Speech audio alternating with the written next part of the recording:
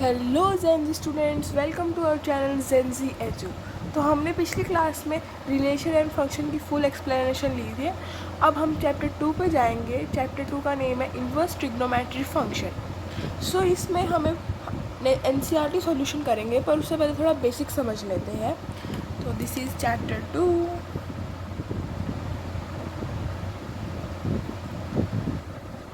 Inverse trigonometric function.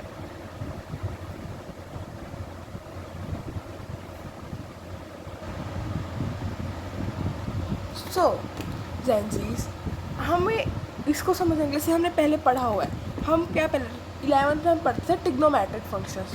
तो inverse कैसे है, जैसे हमें पता है जैसे साइन एक थीटा है, हमें 11th में साइन थीटा को सोल्व करना आता है 9th 10th 11th में, और हम एक्स बता देते हैं। अब हम क्या करेंगे, हमें थीटा फाइंड करना है और हमें साइन इन्वर्स एक्स गिवन होगा। हमें ऐसे साइन इन्वर्स एक्स होगा तो हमें थीटा निकालना है। जैसे हमें साइन पाई बाय 4 पता है कि 1/√2 आएगा, पर साइन इन्वर्स 1/√2 क्या आएगा, 5/4। Is just so simple. So हमने ना कुछ रूल्स बनाए हैं। जैसे मैंने 2 ग्रुप में बांटा हुआ है साइन टेंजेंट कॉस को। जैसे फर्स्ट ग्रुप में फंक्शन, उनकी डोमेन रेंज, जैसे आपको पता ही है डोमेन हमने पढ़ा ही, जैसे पाई 0, π/2, π/4, π/6, π/3 ऐसे है।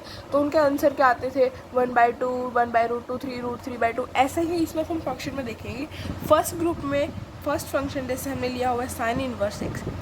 अब इसकी रेंज कहाँ से कहाँ तक है हम वो देखते हैं। जो इसकी रेंज है साइन इन्वर्स एक्स की रेंज होएगी -π/2 से π/2। ओके, और डोमेन हम रख क्या सकते हैं इसमें हम रख सकते हैं -1 से 1। ओके, मतलब हम x की वैल्यू मतलब इसको सोल्व करेंगे तो यहाँ से यहाँ तक आ सकता है, और रखना क्या है -1 से 1 तक हम इसके अंदर रख सकते हैं। Okay, second is cosecant inverse x. We know that sine 1/sin x is equal to cosecant x. तो इसकी रेंज है -π/2 से π/2, पर इसमें 0 हमने निकाला हुआ है। इसकी रेंज में कभी भी 0 नहीं आएगा, क्योंकि आपको पता ही होगा कि कोसिकेंट 0 इन्फिनिटी होता है। तो इसलिए हम डोमेन नहीं रखते इसमें। और जो इसकी रेंज डोमेन है वो हम -1 से 1 के बीच में नहीं रखते और कुछ रखते हैं। ये तो सिंपल है, ये आपको क्वेश्चन में फाइंडिंग में समझ आएगा कि मैं क्या बोलना चाहती हूँ। थर्ड है टेंजेंट इन्वर्स एक्स। इसकी रेंज है -π/2 से π/2। ये सॉलिड ब्रैकेट है, कॉमन ब्रैकेट है, ओके, नॉर्मल ब्रैकेट है। इसकी रेंज है r। इसमें कुछ भी आ जाता है, जैसे आपने देखा ही होगा फर्स्ट है जो साइन 90 होता है इसी इन्फिनिटी तक जाता है वो, इसलिए इसकी डोमेन r है। ओके, तो हमारे फर्स्ट ग्रुप में ये आते हैं। आप क्या समझ रहे हैं -π/2 सब क्या समझे, मैं आपको बताती हूँ। जैसे ग्राफ पे देखिए, हमारा π/2 यहाँ पे आएगा और -π/2 यहाँ पे आएगा। तो जो हम सॉल्व के वैल्यूज़ निकालेंगे ना इनकी, वो हमेशा इन दोनों क्वाड्रेंट के बीच में ही लाई करेगी। जैसे मैं आपको एग्जाम्पल देती हूँ, जैसे मैंने दिया y = साइन इन्वर्स 1/2 है, 1/√2 लगा लीजिए। तो हम y की क्या वैल्यू आएगी, आपको पता है कि कौन से थीटा पे 1/√2 आता है, π/4 पे 1/√2 आता है। इसका सिंपल आंसर π/4 आ जाएगा। आप इसको वैसे भी सॉल्व कर सकते हैं, अगर पूरा देखें जैसे sine inverse 1/√2 = y, 1/√2 = sine y, and sine π/4 = 1/sin y, क्योंकि हमें पता है 1/√2 साइन π/4 पर आता है। तो y = π/4। ये एक मेथड है, आप जब क्वेश्चंस करते हैं तो ऐसे भी सॉल्व कर सकते हैं। अब एक क्वेश्चन आया है कि अगर 1/√2 ना हो, माइनस में आ जाए हमारे x की वैल्यू, जो हमें ये x की वैल्यू माइनस में, तो हम कैसे सॉल्व करें। तो यही है फर्स्ट ग्रुप में। अगर फर्स्ट ग्रुप में जैसे y = साइन -1/√2 आ जाए, तो हम कैसे निकालेंगे y की वैल्यू। तो इसका सिंपल सा जवाब है, हमें माइनस कभी भी दिखेगा तो पहले माइनस ले लेना है, जो भी हमारी वैल्यू है उसके आगे माइनस लगा लेना है। अब बस साइन इनवर्स 1/√2, तो हमें कॉम अब माइनस छोड़ दो, अब 1/√2 किस पे आता है, π/4 पे, तो माइनस π/4 इसका आंसर हो जाएगा। सो सिंपल। सो अब हम चलते हैं सेकेंड ग्रुप पे। ये फर्स्ट ग्रुप में देख लीजिए, ये 3 आते हैं, sine inverse x, cosecant inverse और टेंजेंट इनवर्स एक्स। ओके, और इसको सॉल्व करने का मैंने आपको बता दिया है कि अगर पॉजिटिव है तो पॉजिटिव, अगर नेगेटिव आ जाए एक्स की वैल्यू तो हम उसे कॉमनली बस जो हमारा लास्ट में आंसर आएगा स्टार्टिंग में ही माइनस ले लेंगे। ओके, तो हम सेकेंड ग्रुप पे चलते हैं। सेकेंड ग्रुप में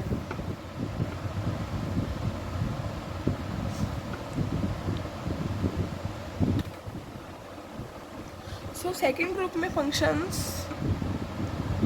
आता है कोस, फिर उसका उल्टा सीकेंड और फिर उसका उल्टा कोटेंजेंट का उल्टा कोट। तो ये तीनों आते हैं सेकेंड ग्रुप में। इनकी रेंज और डोमेन हम देखते हैं।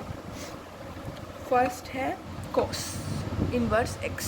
सो इसकी हमें रेंज कहाँ से कहाँ तक आती है, तो जो इसकी रेंज है वो 0 से पाई के बीच में आते हैं विद सोलिब्रेटिंग, और इसकी जो रेंज है वो -1 से 1 के बीच में आती है। ओके, तो हम सेकेंड फंक्शन में चलते हैं, सीकेंट इनवर्स एक्स। तो इसकी रेंज आती है 0 से पाई के बीच में, और बट इसमें π/2 नहीं इंक्लूड होता। ओके, इसकी रेंज में कभी भी आपको π/2 नहीं आएगा सॉल्यूशन में, और इसकी डोमेन वही सेम r -1 से 1। ओके, और थर्ड है कोट इनवर्स एक्स। इसकी रेंज आती है 0 से पाई के बीच में, और इसकी डोमेन आएगी r। सेम टेंजेंट वाला आप देख सकते हैं। सो देखिए, मैं आपको सिंपल सी बात बताती हूँ। कोस सीकेंट कोट, इन तीनों की रेंज थोड़ी थोड़ी सिमिलर है। 0 से पाई इनकी रेंज है, मतलब इनका सॉल्यूशन 0 से पाई के बीच में आएगा। जो इनकी डोमेन है वो थोड़ी थोड़ी सिमिलर है, इसलिए हमने इन 2 ग्रुप में डिवाइड कर दिया। इसका ग्राफ देख लीजिए आप, देखिए ये है 0 यहाँ पे है और पाई यहाँ पे, मतलब जो इसका सॉल्यूशन होगा वो इन दोनों क्वाड्रेंट के बीच में ही लाई करेगा, और इससे बाहर आएगा तो हम उस आंसर को ले ही नहीं सकते। जैसे मैं दिखाती हूँ, y = हमें कोस इनवर्स जैसे 1/√2 दिया हो, हम 1/√2 से सॉल्व कर लेते हैं। फिर जब हम NCERT सॉल्यूशन करेंगे तब हम करते हैं सारे आंसर। कोस इनवर्स 1/√2 है, तो नॉर्मल सी बात है, कोस इनवर्स 1/√2 π/4। अब आप सोचोगे, अब इसमें अगर x की वैल्यू नेगेटिव आ जाती है -1/√2, अब हम क्या करें? इसके लिए एक सिंपल सी बात है, अगर कोस में मतलब सेकेंड ग्रुप में माइनस आएगा ना x, तो हमें जो भी हमारा आंसर आएगा उसको पाई में से माइनस कर लेना है। जैसे पाई माइनस, जैसे थीटा आ जाए कोई भी, बस पाई माइनस थीटा है इसका सॉल्यूशन। जैसे पाई, अब इसको माइनस π/4 पे आता है कोस, तो हम इसे π/4 से माइनस करेंगे, तो 3π/4 इसका एक आंसर हो गया। तो आप समझ गए होंगे कि सेकेंड ग्रुप में कौन से आते हैं, इनकी डोमेन देख लीजिए। ये आपको थोड़ी थोड़ी याद होनी चाहिए कि कौन सी डोमेन किसकी है, रेंज किसकी है। तो अब हम स्टार्ट करते हैं सॉल्यूशन, NCERT सॉल्यूशन। हम स्टार्ट करते हैं एक्सरसाइज 2.1 इनवर्स ट्रिग्नोमेट्री की। सारे क्वेश्चंस देख रहे हैं, मैं आपको इसका एक एक करके आंसर्स बताती हूँ। जैसे हम क्वेश्चंस आप अपनी बुक में देख लीजिए, मैं आपको सीधा सॉल्यूशन दिखाती हूँ। जैसे फर्स्ट पार्ट है साइन इनवर्स 1/2। ओके, तो अब इसे हम कैसे सॉल्व करेंगे? -1/2 है, तो मैंने आपको नॉर्मल बताया था, जो भी आंसर है उसके आगे माइनस लगा दें। तो 1/2 किस पे आता है? 1/2 आता है π/6 पे, तो इसका सॉल्यूशन हो गया π/6। सेकंड पे चलते हैं, कॉस इनवर्स √3/2। अब ये पॉजिटिव है, √3/2 किस पे आता है? √3/2 आता है π/6 पे, तो इसका आंसर आ गया π/6। थर्ड पार्ट है कोसिकेंट इनवर्स 2। आपको बस ये सोचना है कि कोसिकेंट में आपको बेसिक एंगल्स तो याद ही होंगे, 10th में हम याद करते हैं। तो कोसिकेंट 2 किस पे आता है? कोसिकेंट 2 भी 2 आता है π/6 में। Okay, fourth tangent inverse -√3। अब ये फर्स्ट ग्रुप से बिलोंग करता है, मतलब जो भी आंसर है उसका आगे सिर्फ माइनस लगा देना है हमें। तो पाई बाय हमें याद करना है कि रूट 3 की बात है। रूट 3 आ गया था एंगल 60 पे। एंगल 60 को हम क्या लिखते हैं, पाई बाय 3। ओके, फिफ्थ है कोस इनवर्स -1/2। ओके, तो हमें याद करना है कोस है, कोस का सेकंड ग्रुप से बिलोंग करता है। मैंने आपको क्या बताया था कि जो भी आया आंसर उसको पाई में से माइनस करना है वो, ठीक है। तो 1/2 किस पे आता था, 1/2 आता है 60 पे, मतलब पाई बाय 3। इसका आंसर आ गया 2π/3। ओके,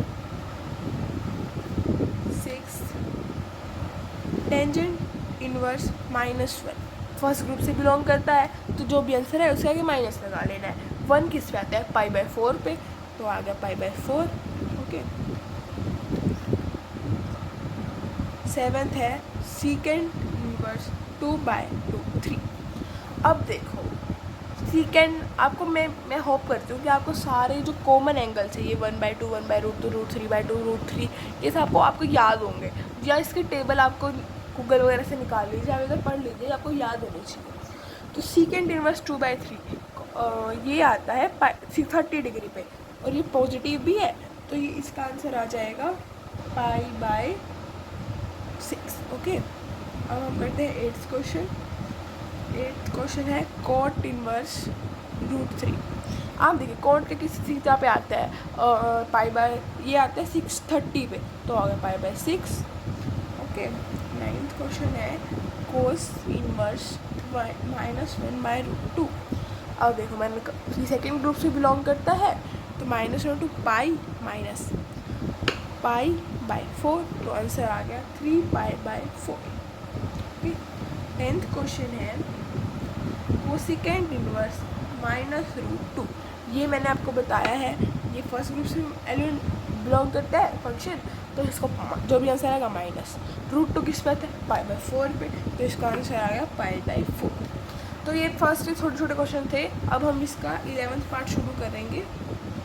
उसमें पूरा एक स्टेटमेंट, जैसे tangent inverse 1 plus cos inverse -1/2 plus sine inverse -1/2। तो हम इसे कैसे सॉल्व करेंगे, टेंजेंट 1 किस पे आता है, π/4 पे लिख लेंगे, पॉजिटिव है तो कोई वो नहीं। अब है कोस इनवर्स -1/2, मैं कोस सेकेंड ग्रुप से बिलोंग करता है, तो मैंने आपको बताया है सेकेंड ग्रुप को जो भी है पाई में से माइनस करता है। माइनस ये 1/2 किस पे आता है, 60 पे आता है, तो -π/3। ओके, अब ये साइन फर्स्ट ग्रुप से जो भी आंसर आएगा माइनस लगा देना है हमें। अब 1/2 किस पे आता है, π/6 पे। ओके, अभी हम इसका एलसीएम ले लेंगे और उसे सॉल्व कर लेंगे। ओके, तो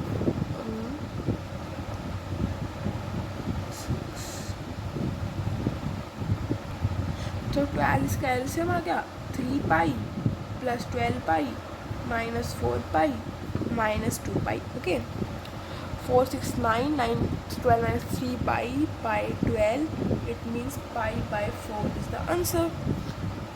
और बस सॉरी ये दोनों माइनस है प्लस है। 15 माइनस 4 11 11 माइनस 2 9, तो 9π/12 आ गया, तो 3 से डिवाइड करेंगे तो 3π/4 इसका आंसर है। ओके, तो हम नेक्स्ट क्वेश्चन पे चलते हैं। नेक्स्ट क्वेश्चन है 12th cos inverse 1/2 plus 2 sine inverse 1/2। तो हम इसे कैसे सॉल्व करेंगे, कोस में 1/2 कहाँ पे आता है, 1/2 आता है 60 पे, तो मतलब π/3। अब 2 आएगा बाहर, पहले 2 ले जाए। अब साइन में π/1/2 कहाँ पे आता है, साइन में आता है π/6 पे, तो ये 3 और ये आएगा 2π/3 आंसर। ओके, तो 3rd और 13th और 14th क्वेश्चन MCQ है, मैं आपको बुक में दिखाती हूँ। जैसे 13th में देखो है sine inverse x equal to y, और कहते हैं कि इसमें ना y की रेंज दी हुई है। अभी मैंने आपको पहले ही यही बताया है शुरू से कि इनमें हमें रेंज बतानी है। रेंज साइन की कहाँ से कहाँ बताई थी मैंने, -π/2 से π/2 विथ सोल्यूटेटिव, मतलब उसके इक्वल भी है, तो इसका साफ दिख रहा है, इसका आंसर B हो गया है। और सेकंड में है टेंजेंट √3 माइनस सीकेंड इनवर्स -√2। मैं इसे आपको सॉल्व करके दिखा देती हूँ। जैसे टेंजेंट इन्वर्स √3 माइनस सीकेंड इन्वर्स √2 है ना, जैसे नहीं √2 है ना, -2 है। ओके, तो -2 π/3 यहाँ पे आता है 60 पे, तो मतलब π/3। ओके, सीकेंड है, सेकेंड ग्रुप से बिलोंग करता है, पहले ही पाई में से माइनस करना है हमें। और अब 2 किस पे आता है, 2 आता है 60 पे, तो π/3। तो इसको सॉल्व करेंगे हम, π/3 minus pi plus π/3 2π/3 minus pi, तो आ गया π/3 माइनस का। तो इसका आंसर आ गया है ऑप्शन बी, -π/3। सो आज के लिए इतना ही। Thank you for watching my video. और प्लीज़ अगर आपको कोई वीडियो में कमी लगे या आप कुछ सजेशन देना चाहते हो तो प्लीज़ कमेंट।